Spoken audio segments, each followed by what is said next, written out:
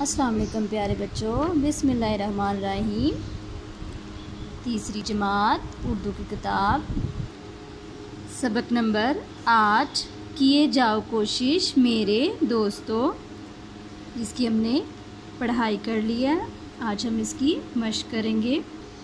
سب سے پہلے ہم کریں گے الفاظ معنی، ٹھیک ہے۔ الفاظ: ہراس، معنی خوف، ڈر، مشقت محنت، جستجو تلاش، ہچکچانا جھجک، طلب آرزو یا پھر خواہش، تردد پریشانی۔ اب ہم کریں گے سوالات کے جوابات۔ سوال نمبر 1 ہے، اس نظم کے شاعر کا نام کیا ہے؟ اس نظم کے شاعر کا نام اسماعیل میرٹھی ہے۔ سوال نمبر 2 ہے، اس نظم میں کس بات کا سبق دیا گیا ہے؟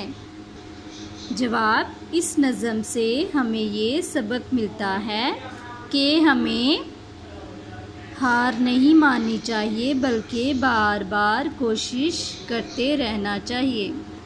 سوال نمبر 3، مسلسل کوشش کرنے سے کیا حاصل ہوتا ہے؟ مسلسل کوشش کرنے سے کامیابی حاصل ہوتی ہے۔ کس چیز کی امید کبھی نہیں چھوڑنی چاہیے؟ جواب: ہمیں کامیابی کی امید کبھی نہیں چھوڑنی چاہیے۔ ٹھیک ہے بچوں، پیج نمبر 52 آپ نے لرن کر